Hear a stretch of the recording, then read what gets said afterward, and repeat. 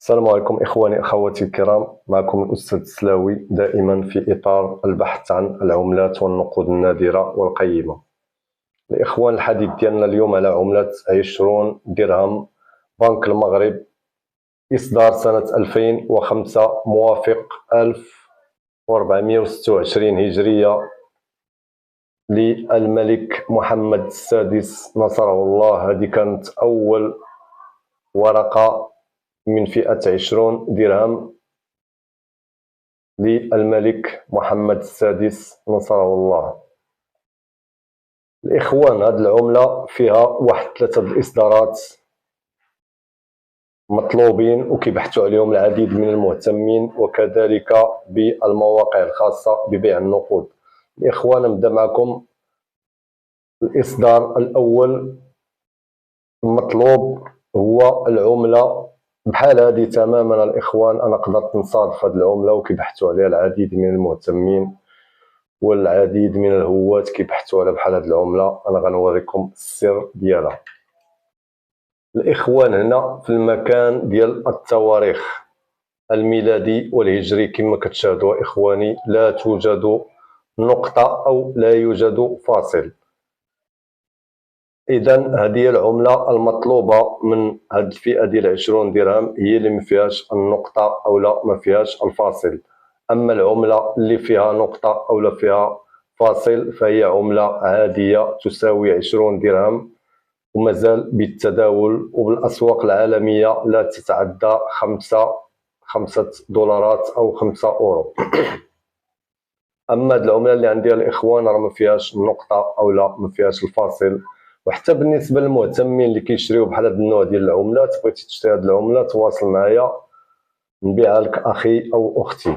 واللي عندهم عملات بحال هذه العملة ما فيهاش النقطة أو ما فيهاش الفاصل بغيتي تبيعها، أيضا تواصل معايا نبيع ونشري معك العملة. الإصدار الثاني الإخوان من هذه الفئة ديال 20 درهم، كما كتشاهدوا في ظهر العملة الإخوان صورة لقصبة الوداية بالرباط. العملة المطلوبة من هذه الفئة واللي وقع فيها واحد الخطأ نادر أيضا وكيبحثوا عليها الهواة والمهتمين، وبحال هذه العملة تباعت تقريبا واحد أكثر من 2000 درهم أو 3000 درهم، وهي إصدار نادر وقليل جدا. الإخوان، العملة اللي ما فيهاش قصبة الوداية، عملة بدون قصبة الوداية كما كتشاهدوا الإخوان بالصورة. هذيك هي العملة النادرة من هذه الفئة واللي كيبحثوا عليها الهواة ومطلوبة كما قلت لكم الإخوان. هذه واحد المدة ديال عام أو سنة أو سنتين تم البيع ديال بحال هذه العملة بمبلغ أكثر من 2000 درهم، ولحد الساعة بزاف ديال الإخوان كيبحثوا على هذه العملة وممكن السعر يتضاعف مرة أو مرتين، لأن الندرة ديال العملات هي اللي كتخلي العملة يرتفع السعر ديالها. كما كتشاهدوا الإخوان عملة بدون صورة لقصبة الوداية. أيضا إخواني، الإصدار الثالث اللي مطلوب وعملة نادرة كنصادفوها في جميع الأوراق البنكية الإخوان. تقريبا جميع الأوراق البنكية فيهم الإصدار الأول يكون بمثابة ورقة تجريبية وتسمى نموذج أو سبيسيمان.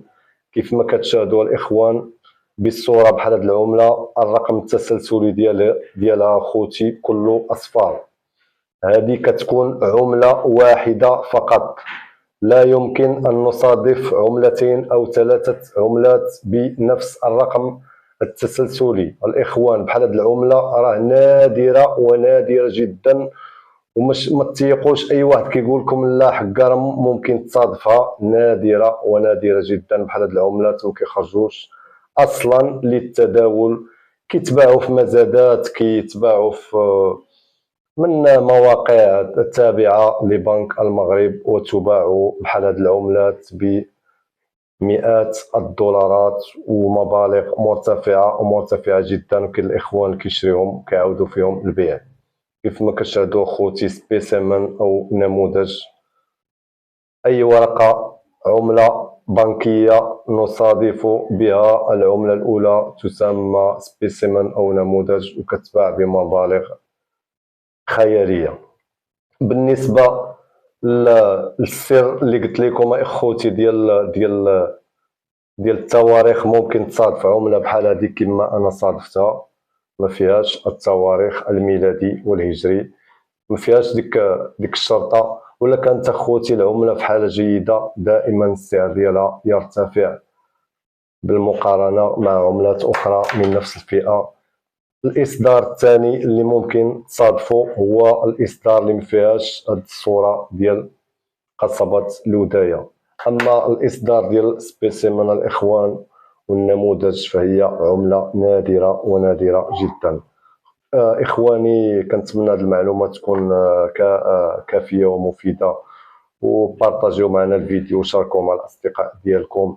بالنسبة للإخوان اللي كيشاهدوا المحتوى ديالنا لأول مرة، كنتي من العشاق ومحبين هاد الهواية الراقية، اشترك معنا في القناة باش يوصلك الجديد ديالنا وفعل زر الجرس. وإلى هنا إخواني أقول لكم دمتم في رعاية الله وحفظه، والسلام عليكم ورحمة الله تعالى وبركاته.